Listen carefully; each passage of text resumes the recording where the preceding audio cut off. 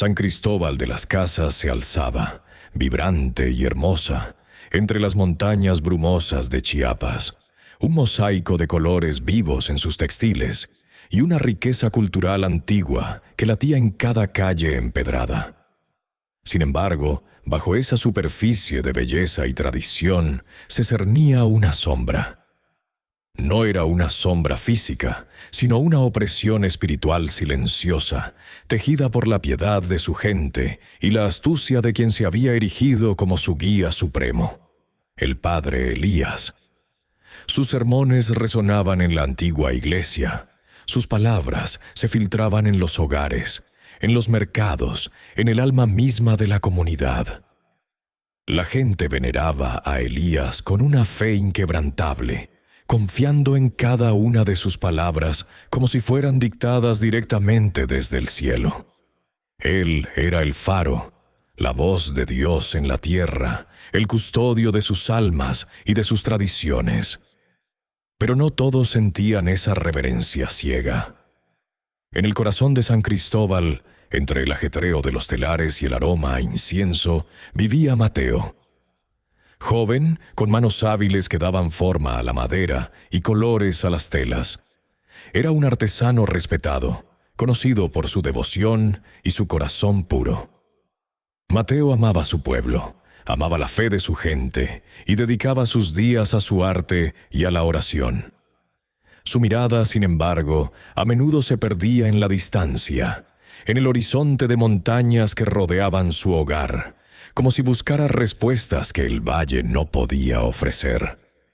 Últimamente, esas búsquedas internas se habían intensificado, alimentadas por una semilla de duda que crecía en su pecho, una inquietud sutil, pero persistente, sobre la autenticidad del padre Elías. No era que Mateo dudara de Dios, ni de la bondad inherente a la mayoría de las personas de su comunidad. Lo que le carcomía era la figura del líder espiritual. El padre Elías era magnético, sí, con una elocuencia que cautivaba y una presencia que llenaba el espacio. Pero para Mateo había algo en su mirada, un brillo ausente de verdadera compasión, una frialdad calculada que chocaba con las cálidas palabras que pronunciaba. Sentía una discordancia profunda, un eco vacío en los discursos que resonaban tan poderosamente para los demás. Mateo no quería ser un escéptico. Su corazón anhelaba la fe pura, pero su espíritu inquieto no podía ignorar las señales que su intuición le presentaba. Era una carga silenciosa que llevaba.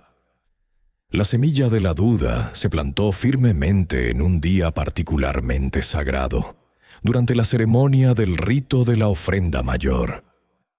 Era un evento anual, donde las familias llevaban sus cosechas más preciadas y sus creaciones más hermosas para ser bendecidas por el padre Elías, y se decía, para asegurar la prosperidad del año venidero. El altar estaba adornado con flores y velas, el aire denso con incienso y cánticos. Mateo, como siempre, estaba entre la congregación, observando con devoción. El padre Elías, con su túnica más elaborada, se movía con una gracia casi teatral entre las ofrendas. Sus manos se alzaban en bendición, sus ojos se cerraban en éxtasis simulado. Mateo lo veía de cerca, pues había ayudado a colocar algunas de las ofrendas de madera que había tallado. En un momento, mientras el padre Elías pronunciaba una oración especialmente solemne, su mano rozó un pequeño cuenco de barro lleno de semillas de chía, un regalo humilde pero significativo de una familia de agricultores. La luz de las velas parpadeó, y por un instante fugaz, Mateo vio algo que heló su sangre. El padre Elías, creyendo que nadie lo observaba en el fervor del ritual, deslizó una pequeña pieza de plata que llevaba engarzada en el puño de su manga hacia el interior del cuenco. Era un movimiento casi imperceptible, tan rápido y ágil que solo una mirada atenta y sospechosa como la de Mateo podría haberlo captado. Un pequeño truco, un engaño simple, pero con un impacto profundo. Cuando el cuenco fue levantado más tarde para mostrar la bendición divina, la pieza de plata apareciendo entre las semillas, la gente exclamó con asombro, susurrando sobre el milagro y la gracia del padre Elías. Para Mateo, sin embargo, no fue un milagro. Fue una mentira. Una pequeña, insignificante mentira en el gran esquema de un ritual, pero que reverberó en su alma como un trueno. Si el padre Elías era capaz de engañar en algo tan pequeño y sagrado, ¿qué más estaría ocultando? ¿Qué más no era lo que parecía? La imagen del padre Elías, con su rostro compungido y sus ojos cerrados en un éxtasis fingido, mientras su mano ejecutaba el engaño, quedó grabada en la mente de Mateo. Esa noche, Mateo no pudo conciliar el sueño. La imagen se repetía una y otra vez. Se levantó y fue a su pequeño taller, encendiendo una vela y mirando las piezas de madera que trabajaba. Cada talla, cada color, cada textil que creaba era una expresión de verdad y belleza. Y ahora sentía que la verdad misma de su comunidad estaba siendo mancillada. La duda, antes una pequeña semilla, había germinado y echado raíces profundas en su espíritu. Sabía que no podía ignorarlo. No podía simplemente fingir que no había visto nada. La comunidad confiaba ciegamente en Elías, y Mateo sabía que cualquier cuestionamiento podría ser interpretado como una blasfemia, como una traición a la fe. Pero la paz de su propio corazón le urgía a buscar la verdad, a entender la naturaleza de la sombra que sentía sobre San Cristóbal. Se preguntó si otros en la comunidad también habrían notado algo, si la misma inquietud silenciosa se extendía, solo que nadie se atrevía a hablar. La carga en su corazón se hizo más pesada, pero también se encendió una chispa de determinación. Esta historia es solo el comienzo. Prepárense para un viaje donde la fe será examinada, la verdad desvelada, y un milagro aguardará en el lugar menos esperado. Para no perderse ni un solo detalle de esta impactante revelación, asegúrense de suscribirse a nuestro canal ahora mismo. Únanse a nuestra comunidad de buscadores de la verdad y activen la campanita para ser los primeros en descubrir cómo esta historia se despliega. Cada parte de este relato los acercará más a un momento que desafiará todo lo que creen. Mateo, el humilde artesano, aún no sabía la magnitud de lo que estaba por venir, ni el papel crucial que le depararía el destino. Pero sabía con una certeza creciente que tenía que actuar. La sombra de la mentira era demasiado grande para ignorarla. Y en su corazón, la voz de la verdad comenzaba a clamar. Las dudas iniciales de Mateo, aquellas que habían surgido como un murmullo inquietante durante el ritual, comenzaron a solidificarse en una preocupación palpable. Ya no eran meros pensamientos pasajeros, sino observaciones recurrentes que chocaban estrepitosamente con la imagen que el padre Elías proyectaba. Cada sermón, cada bendición, cada consejo que el carismático líder ofrecía desde el púlpito, ahora era filtrado a través de una lente de escepticismo que Mateo no podía ni quería ignorar. Las palabras del padre Elías, antes tan confortantes y llenas de una sabiduría que parecía ancestral, empezaban a sonar huecas, repetitivas, carentes de la verdadera substancia espiritual que prometían. Mateo recordaba un día en particular, durante una procesión de la Virgen, cómo el padre Elías había insistido en que una ofrenda de oro puro era la única manera de asegurar la bendición divina para la cosecha más abundante. Sin embargo, en el pasado, los ancianos siempre habían hablado de la fe y el trabajo duro como pilares fundamentales, y las ofrendas solían ser simbólicas. frutos de la tierra o artesanías hechas con devoción. Esta insistencia en lo material, tan ajena a las antiguas tradiciones de San Cristóbal, hizo que la alarma interna de Mateo sonara con más fuerza. Veía a la gente, a sus vecinos, a sus amigos, luchando por conseguir esas ofrendas de oro, vendiendo lo poco que tenían, en lugar de confiar en la providencia y en su propio esfuerzo. La mirada de desesperación en los ojos de algunos, la esperanza ingenua en otros, oprimía el corazón del joven artesano. No era el único en notar estas inconsistencias, aunque la mayoría prefería guardar silencio. Se percibía un bajo murmullo de descontento, una mirada furtiva, un ceño fruncido en los momentos en que Elías se excedía en sus peticiones o en sus promesas grandilocuentes. Mateo había intentado entablar conversaciones casuales con algunos de los ancianos más respetados de la comunidad, aquellos que recordaban los tiempos en que la fe era sencilla y no estaba empañada por tales exigencias. Sin embargo, la respuesta solía ser evasiva, una sonrisa triste y una mirada que eludía la suya, como si temieran que sus palabras pudieran ser escuchadas por el viento o, peor aún, por los oídos atentos de los seguidores más fieles del padre Elías, quienes eran muchos y muy devotos. Elías había tejido una red de lealtad tan intrincada que cuestionarlo parecía una afrenta directa no solo a él, sino a la propia divinidad. El padre Elías era una figura imponente, no tanto por su estatura física, sino por la densidad de su presencia. Su voz, grave y resonante, llenaba el templo, y sus gestos amplios y dramáticos captaban la atención de todos. Poseía una astucia innata para la manipulación, una habilidad para leer las esperanzas y los miedos de la gente y tejer sus sermones alrededor de ellos, ofreciendo soluciones simples a problemas complejos, siempre que esas soluciones implicaran mayor control o beneficio para él. Su mirada penetrante podía intimidar a cualquiera que osara cruzarla con una expresión de duda. Había llegado a San Cristóbal de las Casas hacía casi una década, presentándose como un renovador de la fe, un enviado para traer prosperidad y orden espiritual.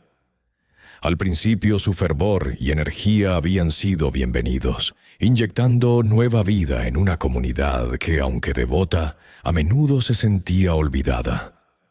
Pero con el tiempo esa energía se había transformado en un control asfixiante, y la promesa de prosperidad había beneficiado desproporcionadamente a su propia causa. Mateo, en su búsqueda silenciosa de la verdad, se sentía como un detective clandestino. Encontró un viejo baúl polvoriento en el desván de su abuelo, lleno de libros antiguos y manuscritos que hablaban de las verdaderas fundaciones espirituales de la comunidad. Pasaba noches enteras a la luz de una vela, descifrando la caligrafía descolorida, comparando las enseñanzas ancestrales con las proclamadas por el padre Elías. Descubrió que muchas de las exhortaciones de Elías no tenían raíz en las escrituras que él citaba, sino que eran meras interpretaciones convenientes, distorsiones sutiles que poco a poco se desviaban del camino.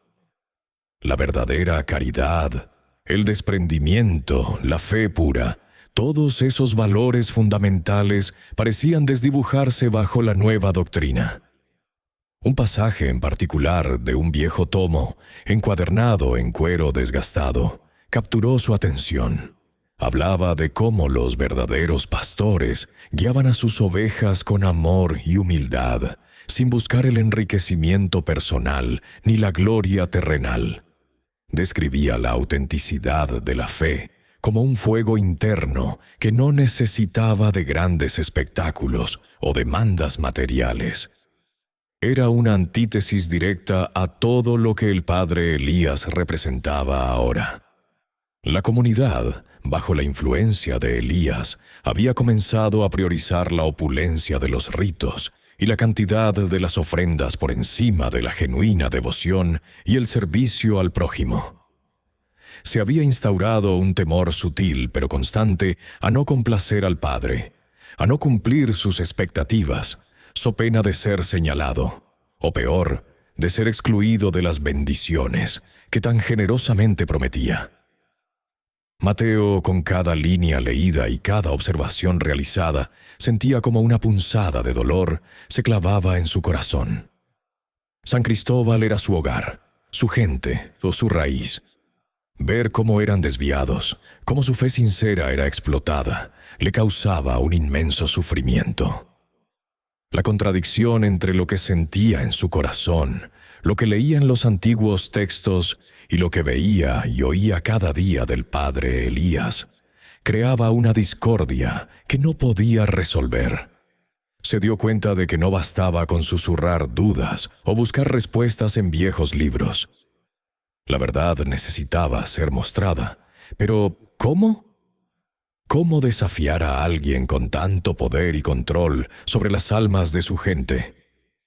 La magnitud de la tarea le parecía abrumadora, casi suicida. Se sentía como un pequeño guijarro intentando mover una montaña.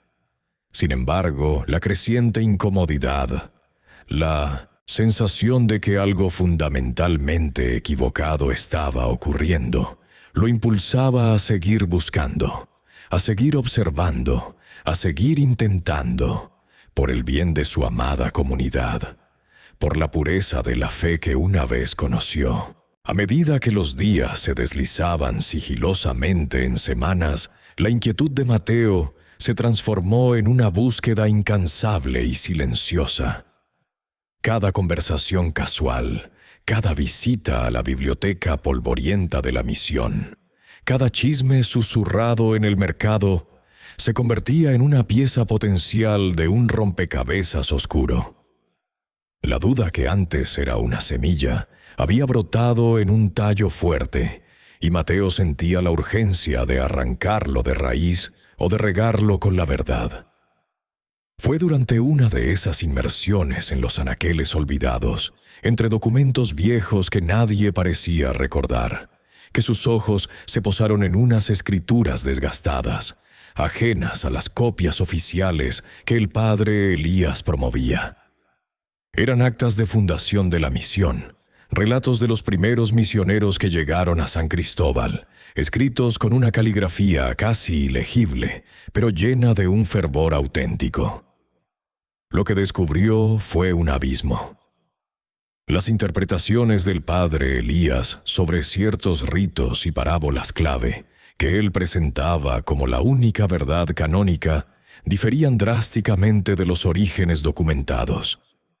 No eran pequeñas variaciones, eran distorsiones fundamentales que alteraban el significado central de la fe que la comunidad profesaba. Por ejemplo, un pasaje sobre la humildad y el servicio desinteresado había sido reescrito sutilmente por Elías en sus sermones para justificar la opulencia del clero y la obediencia ciega.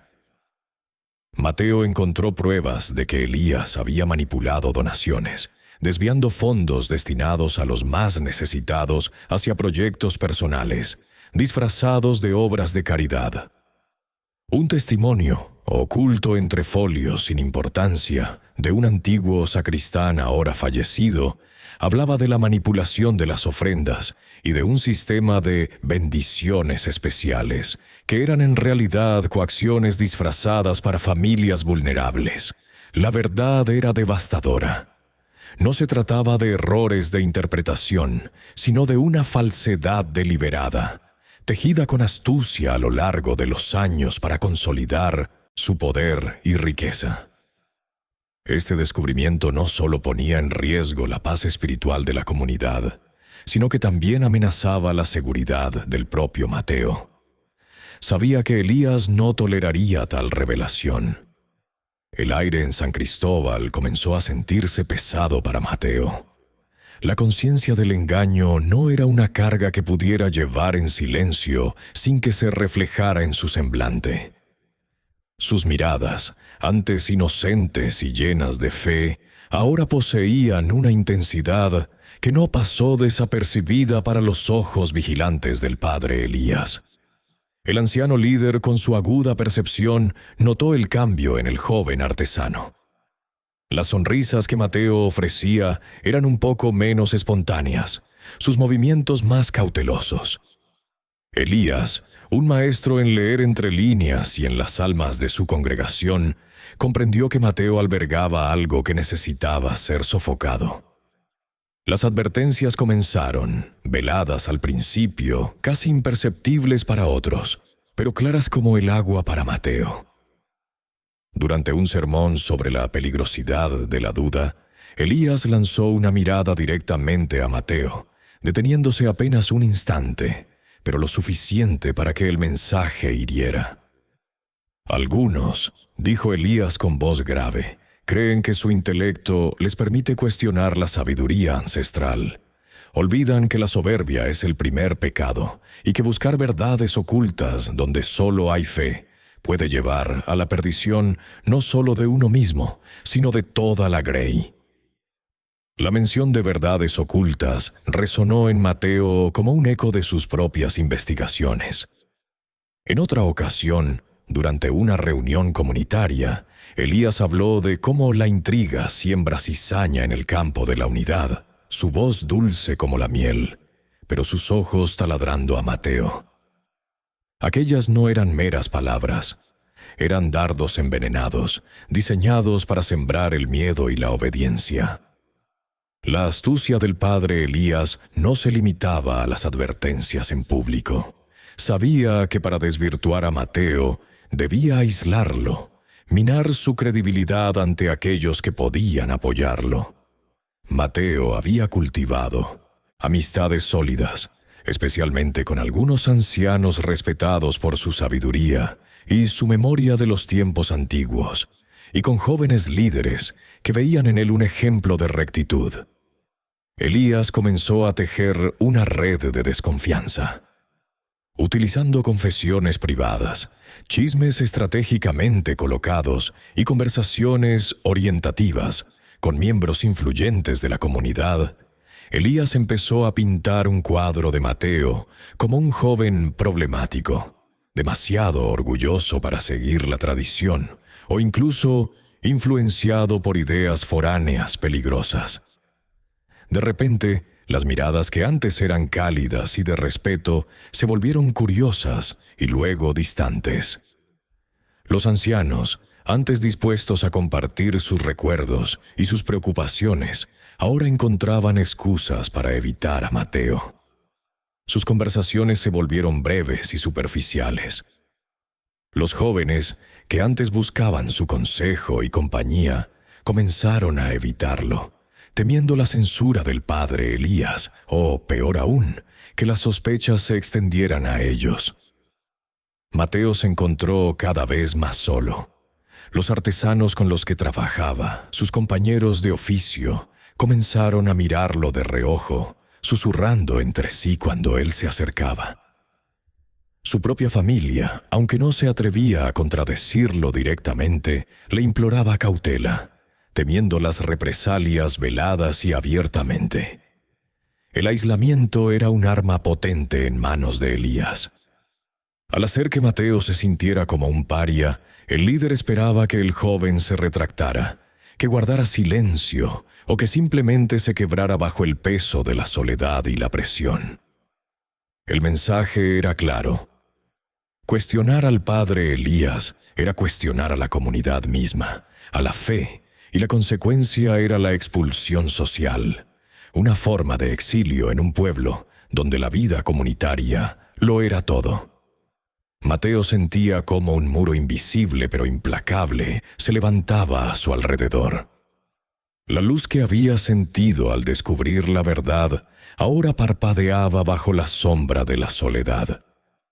Sin embargo, en lo más profundo de su ser, una chispa persistía, una fe inquebrantable en la justicia divina, una voz que le decía que no podía rendirse.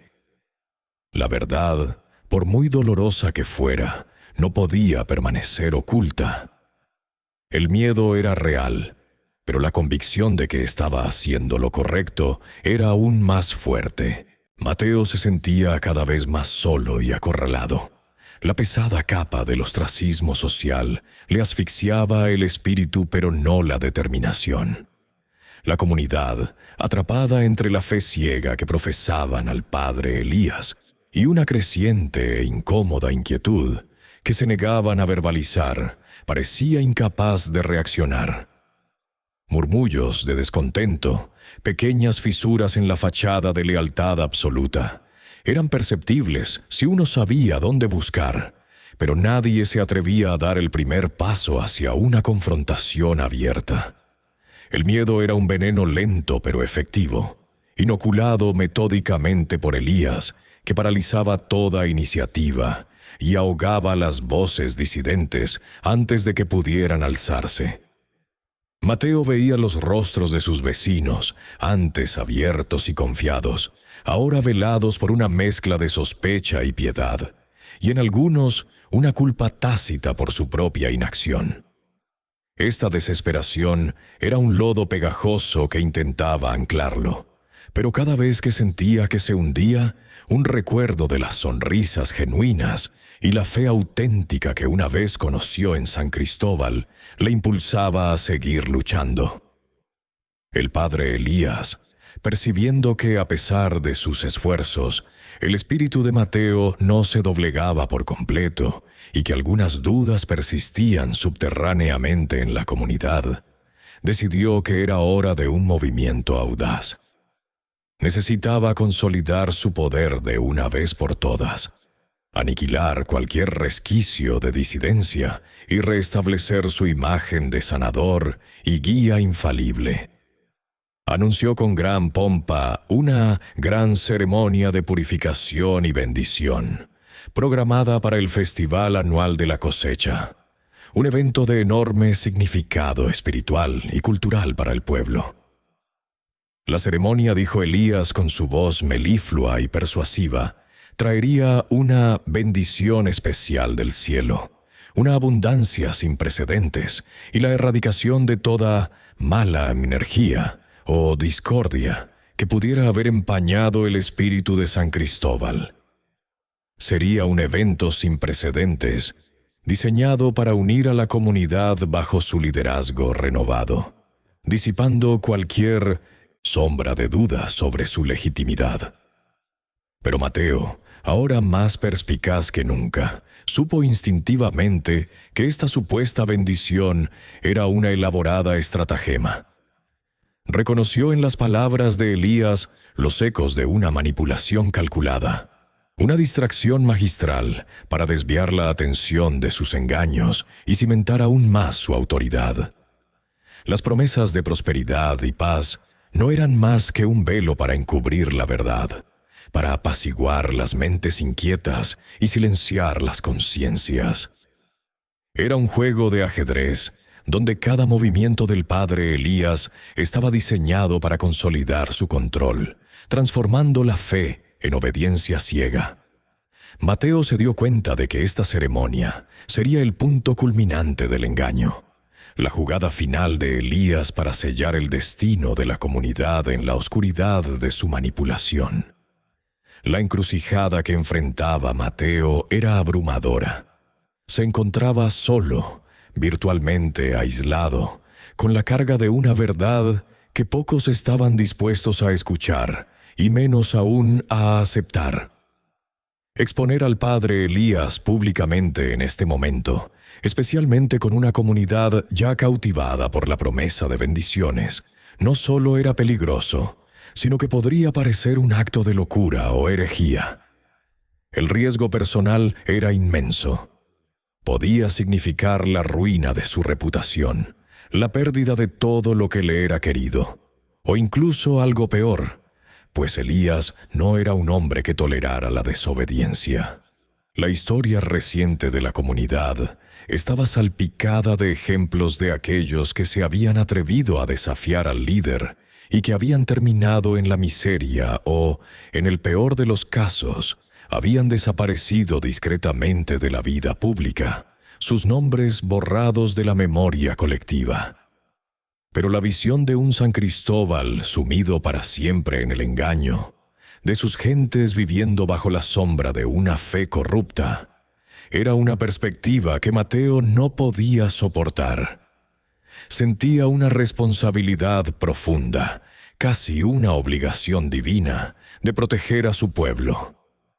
La chispa que aún latía en su interior, esa fe inquebrantable en la justicia, se había convertido en una llama. Había llegado a un punto sin retorno. No podía simplemente mirar cómo se perpetraba la mentira. Debía actuar sin importar el costo. La gran ceremonia se acercaba rápidamente, y con ella la fecha límite para su decisión. Elías planeaba un espectáculo de fe y poder que no solo consolidaría su posición, sino que también enterraría la verdad bajo una avalancha de fervor religioso. Mateo sabía que debía encontrar una manera de desvelar el engaño antes de que fuera demasiado tarde, antes de que el corazón de San Cristóbal se endureciera irremediablemente. Las noches de Mateo se convirtieron en un tormento de pensamientos y oraciones.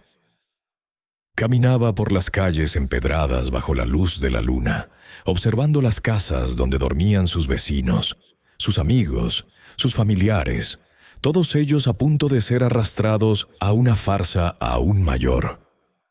El peso de su conocimiento era una carga solitaria. ¿Cómo podía un simple artesano enfrentarse a un hombre que se había erigido casi como un dios en la mente de la gente? ¿Cómo podía él, con su voz solitaria, desmantelar una red de mentiras tejida con tanta astucia y mantenida por la fe de miles? Las preguntas se arremolinaban en su mente, implacables, sin respuesta. No había un manual para esto. No había nadie a quien consultar. Solo su fe, su corazón y esa persistente voz interior que le recordaba que la verdad, por sí sola, tiene un poder inigualable. El miedo era un compañero constante, pero la convicción de que Dios no abandonaría a su pueblo era su ancla en la tormenta. Debía encontrar el camino, por improbable que pareciera, para traer la luz a San Cristóbal. La gran ceremonia sería el escenario. Ahora solo le quedaba determinar cómo sería su entrada dramática. El peso de la soledad y la inmensa responsabilidad que recaía sobre sus hombros se hizo casi insoportable para Mateo. Los días se arrastraban, cada uno más pesado que el anterior, bajo el manto de un cielo que parecía haber olvidado su brillo. La vitalidad de San Cristóbal, antes una fuente de inspiración, ahora le recordaba su creciente aislamiento. Las risas de los niños le parecían lejanas, los colores de los textiles se habían vuelto opacos, y el murmullo constante de la gente se transformaba en un eco de censura en su mente. Mateo se sentía como un barco a la deriva en un mar de incertidumbre, con una tormenta amenazando en el horizonte. La fe que antes lo había sostenido con firmeza, ahora era sometida a la prueba más dura de su vida. Dudas comenzaron a corroerlo. ¿Estaría equivocado? ¿Era su orgullo el que le impedía ver la verdad del padre Elías? ¿Se había atrevido a desafiar a un hombre de Dios por meras conjeturas? Estas preguntas lo atosigaban, minando su espíritu. Una tarde, incapaz de soportar más el sofocante ambiente del pueblo, Mateo buscó consuelo en la soledad. Caminó sin rumbo fijo, dejando atrás el bullicio, adentrándose en los senderos serpenteantes que conducían a las afueras, donde la densa vegetación y los árboles centenarios ofrecían un santuario natural. La brisa fresca del atardecer acariciaba su rostro, intentando aliviar la tensión de sus músculos. Finalmente encontró un claro escondido, un pequeño altar natural formado por rocas cubiertas de musgo, bajo la sombra protectora de un viejo ahuehuete.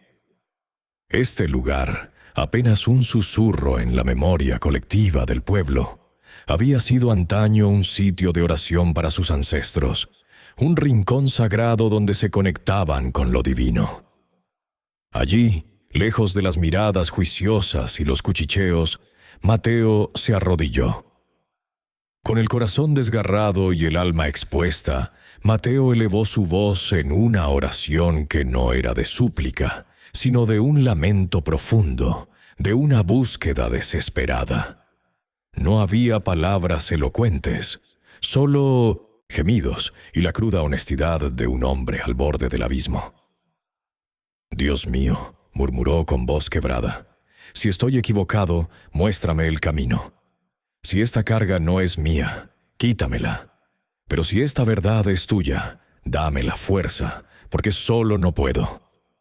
Las lágrimas, contenidas por tanto tiempo, fluyeron libremente, surcando su rostro curtido por el sol y el trabajo.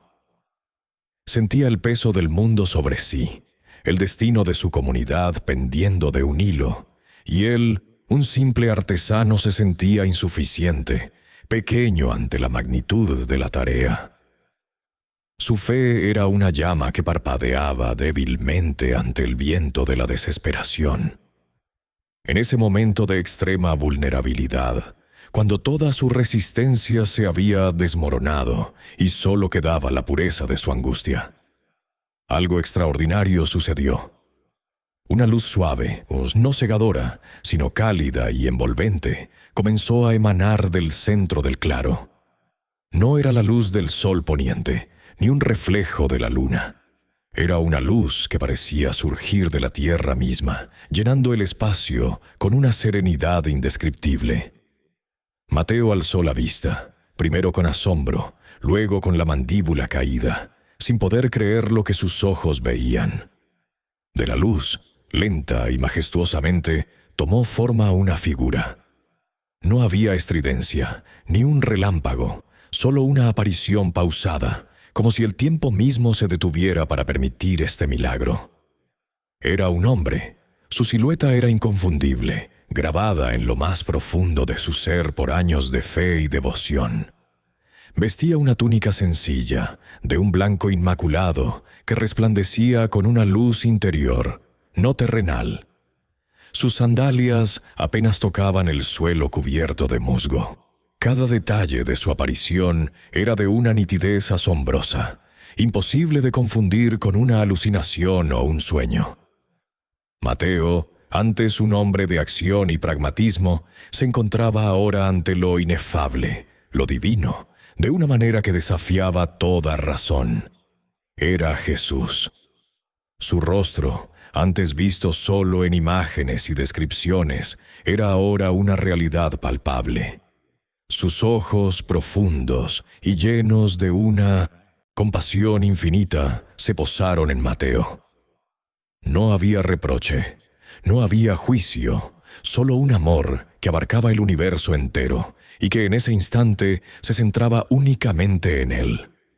Una paz profunda y sobrecogedora invadió el espacio, disipando la desesperación de Mateo como la niebla se disuelve ante el sol. El aire pareció vibrar con una energía que lo rejuvenecía y lo sanaba desde lo más recóndito de su ser. Jesús no pronunció palabra alguna. No fue necesario. Su presencia misma era un mensaje. Con una delicadeza que trascendía lo humano, extendió una mano hacia Mateo, no para tocarlo, sino como para ofrecerle consuelo, una conexión tácita. En ese gesto, en esa mirada de infinita bondad, Mateo comprendió. Era una confirmación de que no estaba solo, de que su lucha no era en vano, de que la verdad que había descubierto, por más dolorosa que fuera, estaba alineada con el propósito divino. Una fuerza interior, desconocida hasta ese momento, comenzó a crecer en Mateo. Sus miedos se disiparon, reemplazados por una convicción inquebrantable, una calma que no era inacción, sino la precursora de una acción determinada. La mirada de Jesús le infundió un coraje que no dependía de la ausencia de miedo, sino de una fe absoluta en un poder mayor. Sintió que su espíritu se elevaba, que cada célula de su cuerpo se llenaba de una energía renovada, un propósito claro. Él, Mateo, el artesano de San Cristóbal, no era importante por sí mismo, sino como un instrumento, un vaso para la verdad.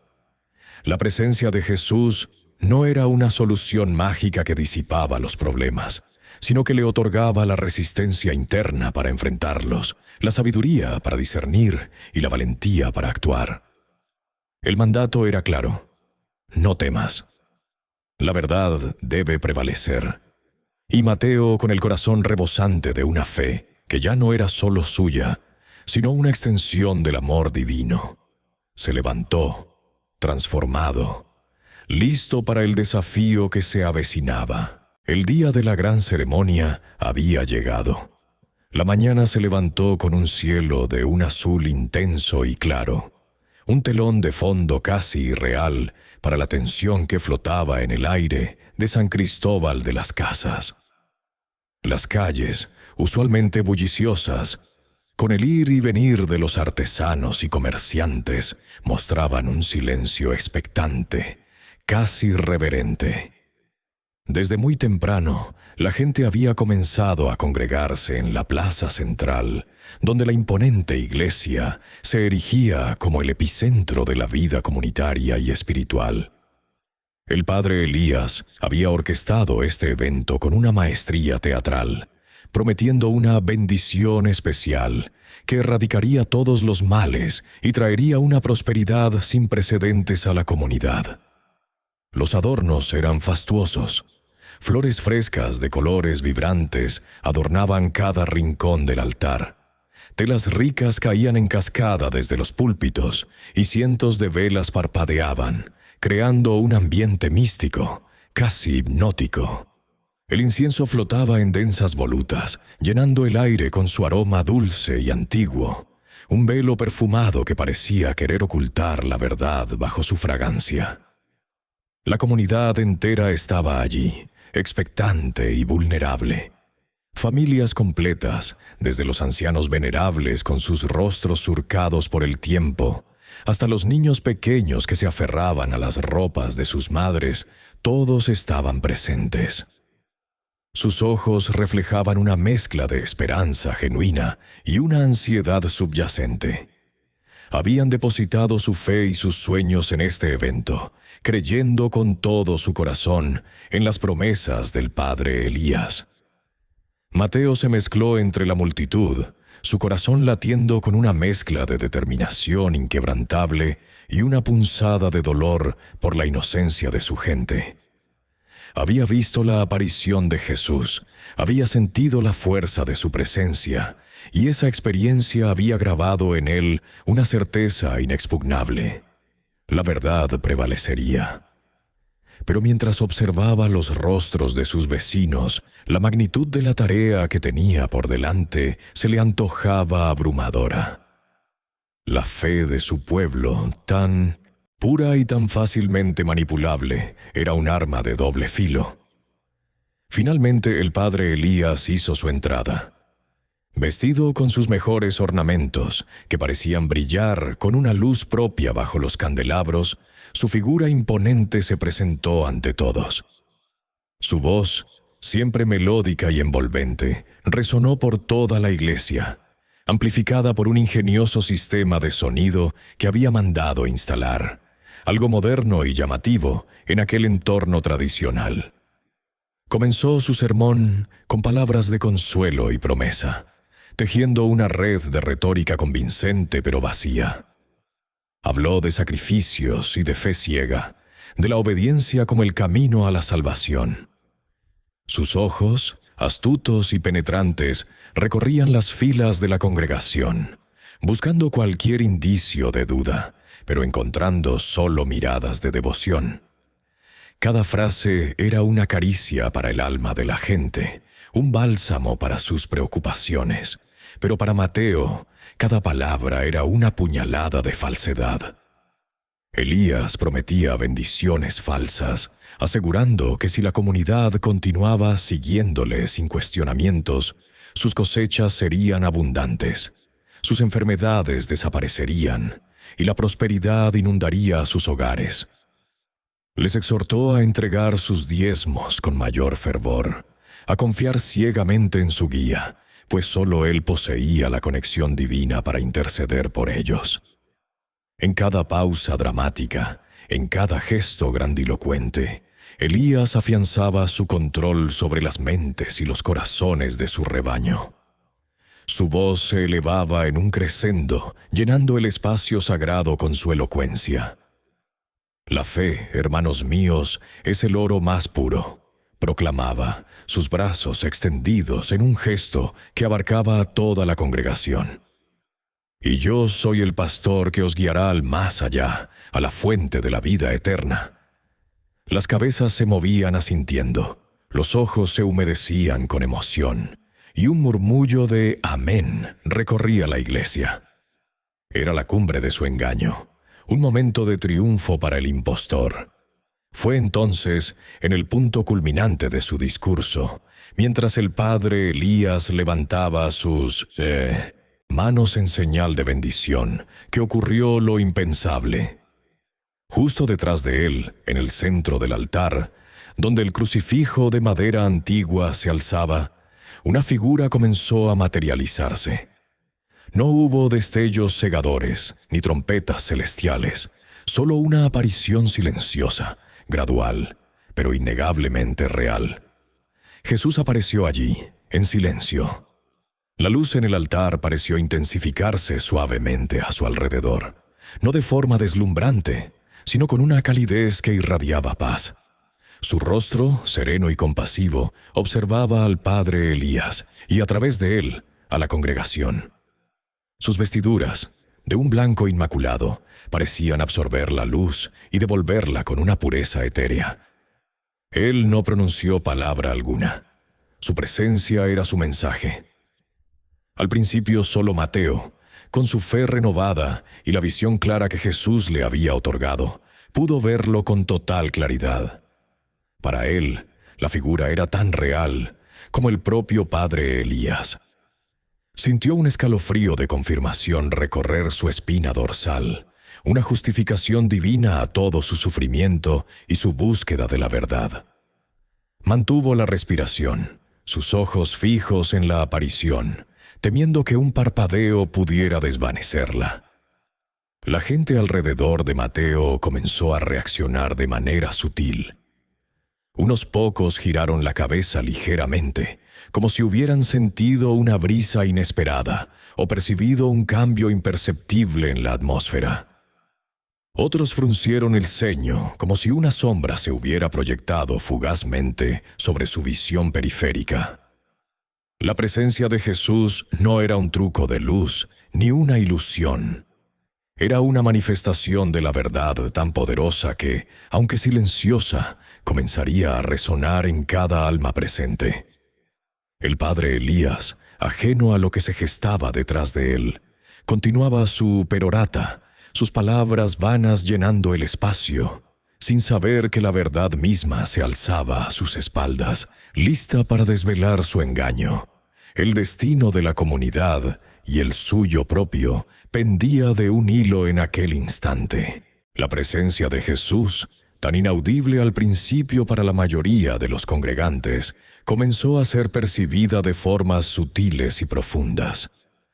Fue como una onda invisible que se propagó desde el altar, tocando los corazones y las mentes antes de alcanzar los ojos. Al principio, algunos miembros de la congregación simplemente sintieron una extraña calma, como si una brisa suave y refrescante hubiera atravesado el aire denso de la iglesia, llevando consigo una fragancia indescriptible de paz. Otros comenzaron a percibir un leve resplandor, una luz tenue pero cálida que emanaba del altar, más allá de las velas y la iluminación artificial. Era como si el sol, de repente, hubiera encontrado un camino a través de las vidrieras, pero su origen era claramente diferente, más etéreo. Poco a poco esta percepción se hizo más tangible. Los murmullos de asombro y confusión empezaron a recorrer los bancos.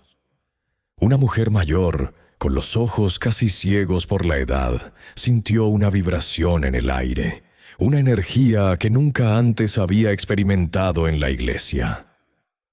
Un niño pequeño, que jugaba distraído con los pliegues del vestido de su madre, levantó la vista de repente y señaló con su dedo tembloroso hacia el altar, susurrando el nombre Jesús, con una pureza que heló la sangre de su madre. Ese fue el primer indicio audible, una chispa que encendió la llama de la incredulidad en algunos. A medida que más personas se atrevían a levantar la vista y enfocar su mirada más allá de la figura imponente del padre Elías, la forma tangible de Jesús comenzó a revelarse. No era una visión borrosa o una imaginación colectiva. Era él, de pie, sereno y majestuoso, con su túnica blanca y la luz suave que lo envolvía. La visión era tan clara para algunos como si siempre hubiera estado allí. Una verdad que había esperado pacientemente ser reconocida. Las lágrimas comenzaron a brotar en los ojos de muchos, no lágrimas de tristeza, sino de un asombro profundo y una alegría incontestable, una comprensión que trascendía toda lógica. Los rostros se llenaban de una mezcla de incredulidad y devoción, una emoción pura y abrumadora. Mientras tanto, el padre Elías, sumergido en su propia retórica y el éxtasis de su control, comenzó a sentir que la energía de la multitud cambiaba. El murmullo, que antes era de asentimiento y aprobación, ahora se transformaba en uno de perplejidad y, a continuación, de asombro. Sus palabras, que antes resonaban con autoridad, de repente parecían perder su fuerza, disipándose en el aire como humo. Intentó mantener su fachada, su sonrisa forzada y sus gestos grandilocuentes, pero la creciente inquietud en los rostros de la congregación era imposible de ignorar. Un sudor frío comenzó a perlar su frente. Sus ojos, que antes brillaban con una falsa piedad, ahora mostraban una sombra de pánico. Elías giró ligeramente la cabeza, buscando la causa de esta súbita alteración. Sus ojos se abrieron desmesuradamente con horror al ver la figura inconfundible de Jesús justo detrás de él, la misma presencia que antes solo Mateo había percibido con claridad y que ahora se hacía visible para muchos, de repente se reveló en toda su gloria ante los ojos de Elías. La mirada serena y acusadora de Jesús sobre su hombro, llena de una compasión infinita, pero también de una verdad ineludible, lo golpeó como un rayo. En esa mirada, Elías no vio condena, sino el peso de todas sus mentiras, la futilidad de sus engaños.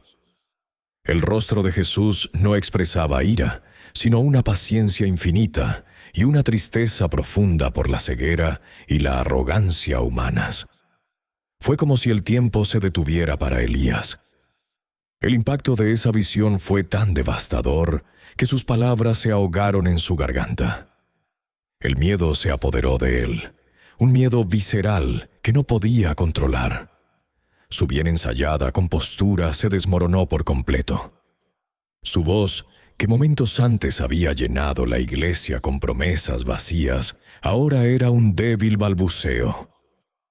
Sus manos, que antes se alzaban en autoridad, comenzaron a temblar incontrolablemente. La máscara de piedad y poder se resquebrajó, revelando al hombre pequeño, asustado y corrupto que había debajo. La verdad encarnada se erguía detrás de él, silenciando sus mentiras sin una sola palabra. La presencia de Jesús hizo que las palabras de Elías se volvieran huecas, resonando absurdamente en el silencio cada vez más profundo de la iglesia. La energía de la verdad, pura y sin diluir, inundó el lugar, disipando la densa atmósfera de engaño que Elías había cultivado. Era un aire fresco y limpio que purificaba cada rincón del templo y cada corazón de los presentes. La gente, liberada de la hipnosis colectiva, empezó a mirar a Elías con ojos nuevos, ojos que ahora veían a través de su fachada. Las promesas de bendiciones y prosperidad que había vociferado momentos antes parecían ridículas, vacías, ofensivas incluso, ante la majestuosidad tranquila de la figura que se alzaba a sus espaldas. Los murmullos se transformaron en preguntas.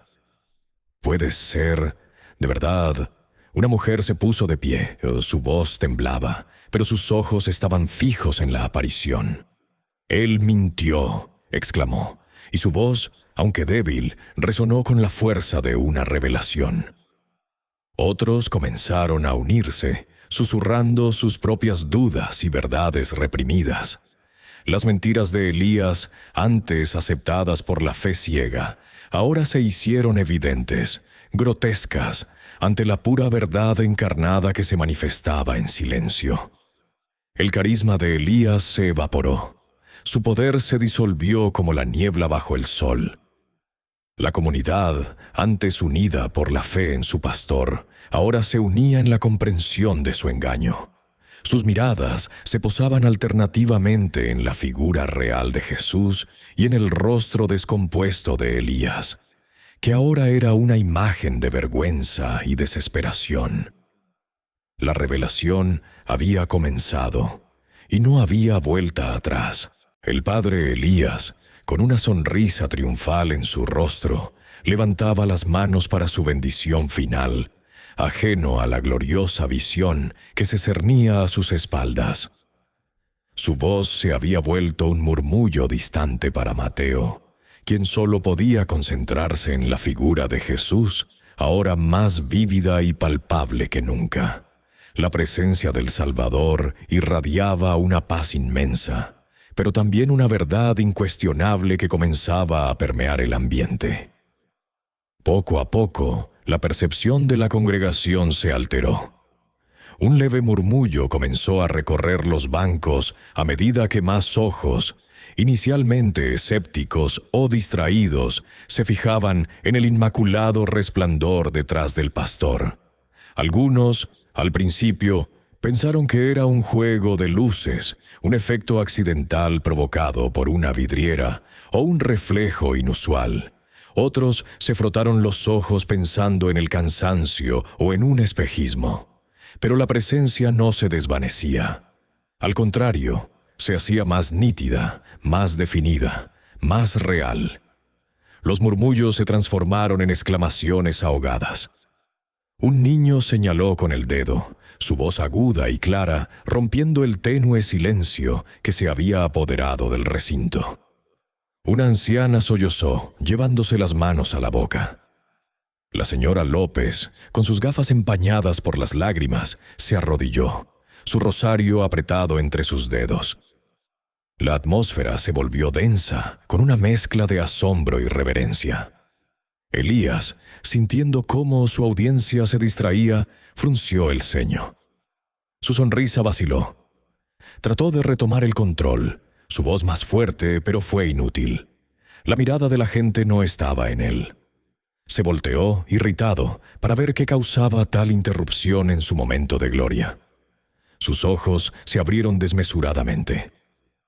El color abandonó su rostro. Sus labios se separaron, pero no salió sonido alguno. Allí estaba él, la figura que había usado para manipular, ahora real, tangible, silenciosamente acusador. Jesús, con su mirada de infinita compasión y verdad, lo observaba directamente. En ese instante, Elías se desmoronó. Sus engaños, sus mentiras, sus manipulaciones, todo el entramado de poder que había tejido con astucia y falsedad, se desveló en un segundo ante la presencia de la verdad personificada. Él intentó hablar, quizás para justificar, para negar, pero su voz se quebró. Sus rodillas flaquearon y se desplomó sobre el altar, una figura patética y derrotada. Sus vestiduras, que antes imponían autoridad, ahora parecían ridículas en contraste con la pureza del Salvador. La comunidad lo vio. Vieron al padre Elías desmoronarse no ante una acusación humana, sino ante la simple, poderosa presencia de la divinidad. Jesús no pronunció una palabra. Su sola existencia en aquel altar era el juicio más contundente, la revelación más clara. La gente, al presenciar la caída del impostor y la majestuosidad silenciosa de Jesús, sintió una liberación profunda. Un torrente de emociones recorrió la iglesia. Alivio, arrepentimiento, furia por haber sido engañados, pero sobre todo, una esperanza renovada. La atmósfera de opresión que había sofocado a San Cristóbal de las Casas durante tanto tiempo se disipó como la niebla ante el sol. Ya no había temor, solo una comprensión clara de lo que habían permitido que les sucediera y la inmensa gracia de la intervención divina. Jesús permaneció unos momentos más, su presencia envolviendo a todos en un manto de amor y perdón, antes de desvanecerse tan silenciosamente como había llegado, dejando tras de sí un aura de paz y una verdad ineludible. La iglesia, que había sido escenario de manipulación, se convirtió de repente en un santuario de revelación. La comunidad no solo perdió a un falso pastor, sino que ganó algo mucho más valioso: la claridad, la libertad y una conexión genuina con su fe. En los días y semanas que siguieron, San Cristóbal de las Casas inició un doloroso pero necesario proceso de sanación. Las mentiras de Elías fueron desenterradas, sus riquezas mal habidas regresaron a la comunidad en la medida de lo posible, y el engaño fue purgado. Hubo reuniones, confesiones y un reconocimiento colectivo de la necesidad de reconstruir la confianza. Las divisiones iniciales comenzaron a cerrarse. La gente hablaba abiertamente, compartía sus experiencias y prometía no volver a caer en semejante engaño. El episodio de Elías se convirtió en una cicatriz, un recordatorio doloroso pero vital de la importancia de discernir y buscar la verdad.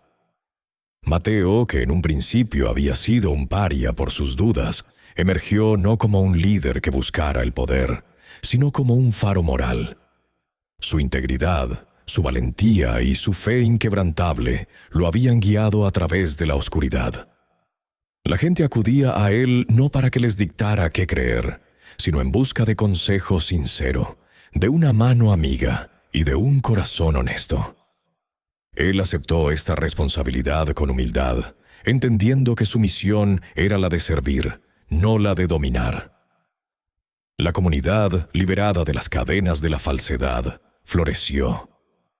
Sus rituales adquirieron un nuevo significado, sus oraciones una nueva profundidad. Las cosechas, antes una preocupación constante, parecían bendecidas por la tierra misma, fruto del trabajo honesto y de una fe ya no condicionada por el miedo. Las sonrisas regresaron a los rostros, el espíritu de cooperación se fortaleció y la alegría de vivir se hizo palpable en las calles. Este milagro en San Cristóbal de las Casas fue un testimonio viviente de cómo la verdad, por dolorosa que sea al principio, siempre libera. Fue la prueba de que incluso en las sombras más profundas, la luz divina puede irrumpir y desvelar todo engaño. La historia finalizó con un mensaje de esperanza grabado en el corazón de cada habitante. La fe genuina no se basa en el miedo o la obediencia ciega a un hombre, sino en la búsqueda sincera de la verdad y en la conexión personal con lo divino. No importaba cuán hábil fuera el engaño, la presencia de la verdad, en su forma más pura, era invencible. La intervención silenciosa de Jesús no solo expuso la mentira, sino que restauró la fe. Que esta historia sirva de inspiración para todos aquellos que buscan la verdad en sus propias vidas. Si esta narrativa ha resonado contigo, te invitamos a suscribirte a nuestro canal para seguir explorando historias de fe, redención y la inquebrantable luz de la esperanza. Comparte tus propios testimonios y reflexiones en los comentarios. Tu experiencia puede ser la chispa que ilumine el camino de otra persona. La verdad siempre prevalece,